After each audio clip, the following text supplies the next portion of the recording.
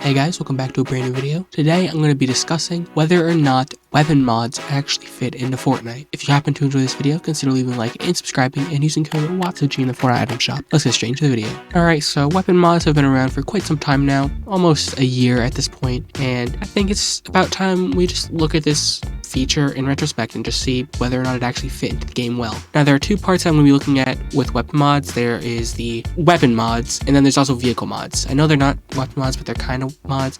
You know what I'm saying. You know what I'm saying, right? We're mostly going to be talking about weapon mods, but I'll also mention those two when we get to it. So weapon mods, we obviously have scopes, we have the grips, we have the mags, and we also have the barrels. So those are the four different weapon mod categories we have. Now, I just want to say each one of these, except for maybe scope, that's more preference, each one of these has a definitive one you should be using at all times. Like for the grip, it's always laser, or it's always that one that I can't remember, but it's the one that reduces recoil when ADSing. It's always one of those two. It's never anything else. There's no reason to use anything other than those two. The speed grip is just absolute garbage, why is it even in the game? There's no point to it. Anytime you find a weapon with a speed grip on it, it's not worth picking up. Sorry, it's just not. And then the angled foregrip, I believe it's called, the one that reduces ADS time, doesn't really change that much. Maybe it could be useful on something like the Sovereign shotgun, for example. I remember I did run that quite a bit at the beginning of this season, but it's just not that great, and I'd rather have a laser on that than anything. The thing is, laser's just too good.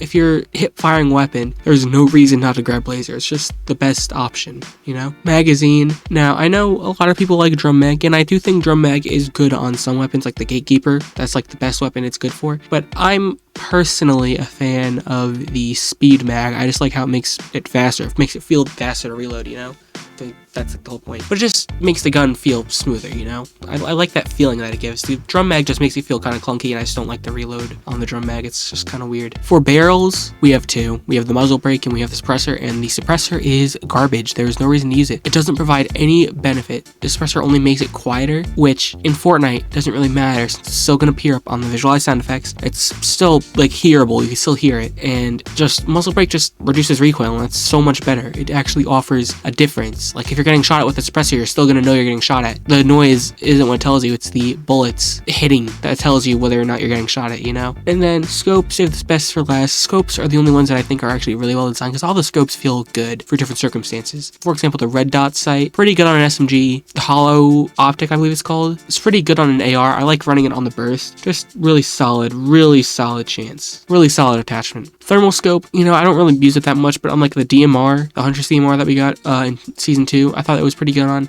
And in the Day of Doom game mode, the Monarch pistol with the thermal scope I think is pretty solid, which just confuses me on why you can't use the thermal scope on the Monarch pistol. We'll get to that issue later. And then the sniper scope, I don't really use this one. The sniper glare is a big turn off for me, especially when we don't have any weapons that really benefit from using a sniper scope. Maybe when we have the Reaper in the game, sure, maybe you can get away with it, but nah, I just don't really like the glare. But it's got a lot of zoom, definitely good for far range weapons, And we also had the P2X, which is actually the only weapon mod that got removed for some reason, and now the only way to use it is by going creative and grabbing the Mythic Nemesis AR, which is kind of weird.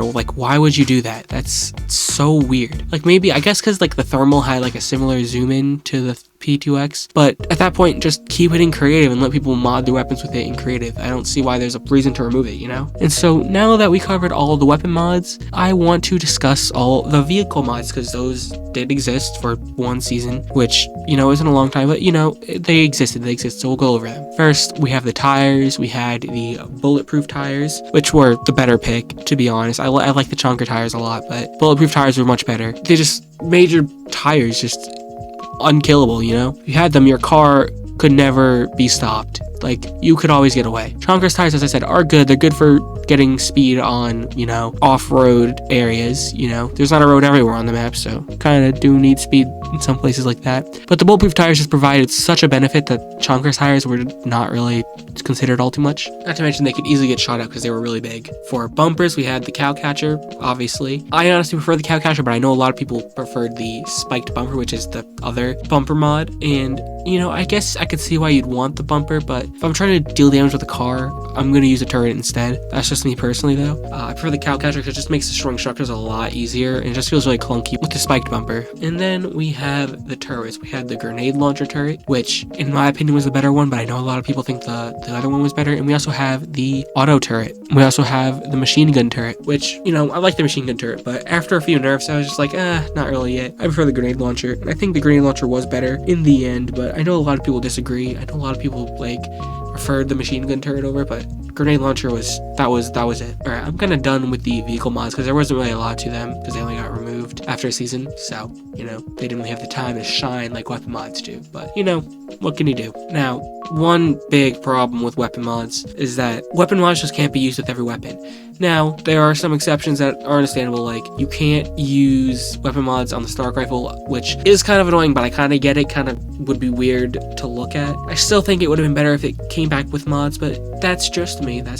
But the big problem is when certain weapon mods are just not usable on certain weapons. Like for example, the Monarch pistol. You can only use the red dot sight and the hollow optic sight on a Monarch pistol, which is so weird because we literally had the Deagle the season prior that could use all the scopes. So why can't we use a thermal scope or a sniper scope on a Monarch pistol when it's basically just a Deagle that uses different ammo? I have no clue whatsoever. It makes no sense, especially when they gave the mythic Monarch pistol in Day of Doom a thermal sight. Like, what are we doing? What are we doing here? Another example is that the Sovereign shotgun, you can only equip a barrel and a grip to it, which kind of annoying because that's, I mean, you could also attach a scope to it, but no one's going to be using a scope on a shotgun. It's a shotgun for a reason. So no mags, you can't attach any mags, no speed mags, no drum mags, which there are other guns that can't use the drum mag, like the pump shotgun, the hammer pump shotgun, but they can still use a speed mag, and I don't know why this one doesn't do that either. You know, it's kind of weird. And yeah, I just think that's a really big mistake. Like, yeah, it would look weird on some weapons, but just let us use them. Just let us feel how these weapons would feel.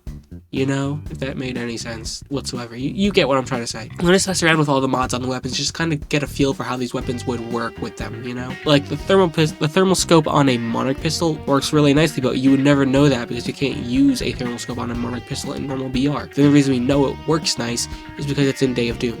So I think they should just open up the mods for every weapon to be available on every weapon, you know? Just all mods on all weapons. Just make it work nice, you know? And another problem with weapon mods is that mod benches are just really inconvenient to get to. You would think with the headlining feature of your chapter that you'd want them to be readily available to anyone. Augments were readily available to anyone. You just had to be alive in the match and you'd get an augment, you know? Weapon mods, you do have to be alive in the match, but you have to actively go out and fight for a mod bench, which is kind of stupid considering the mods don't affect gameplay all too much outside of maybe scope. But that's it. And weapons can be found with mods all over the place. It's not like you have to go there to mod your weapons anyways. You just have to go there if you want to choose what mods you want on them, because otherwise the mods are just random, which is kind of weird, you know? Like, I'm still able to use all these mods, I just have to get lucky. But if I want to use a custom modded weapon, I have to like fight tooth and nail for it, just so that makes sense.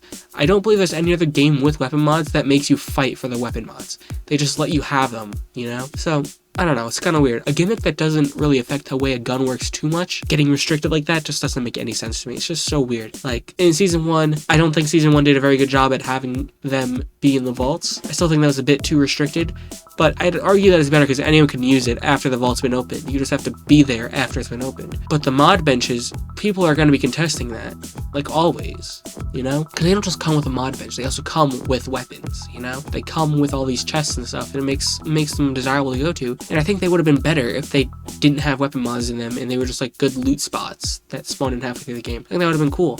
And I would like to see bunkers come back in Chapter 6 as like a good place to get loot that spawns halfway through the game. That'd be pretty cool. But them spawning halfway through the game and being where they are on the map especially, they're in storm half the time. They're always contested, meaning you can't really customize your weapon unless you are insane at the game and can win every fight you're in, you know? Because there's just some fights you're not going to win. And yeah, I definitely think that hurts the experience when using mods. And then finally, as the video title says, do weapon mods fit into Fortnite? I'm not a big fan of weapon mods in Fortnite. I don't think they fit too well with the vibe Fortnite typically gives off. Chapter 5 is the exception. exception, considering Chapter 5 has been giving off more realistic kind of vibes, which is kind of unfortunate. I'm not a fan of the realistic vibes. I kind of wish they went to a more bright, colorful kind of vibe, which I'm kind of happy we're going to be going to next season in Chapter 2 OG, which I did make a video on, so you definitely go watch that video. And yeah, I just kind of want them gone. And if they're going to bring them back, they gotta be heavily reworked, because they just are not that great right now. Alright, if you enjoyed that video, consider leaving a like and subscribing and using code WATSOG in the Fortnite item shop. Also remember, at 2,000 subscribers, I'm going to be ranking every single Fortnite skin, so make sure to subscribe. I'll see you in the next one. Later.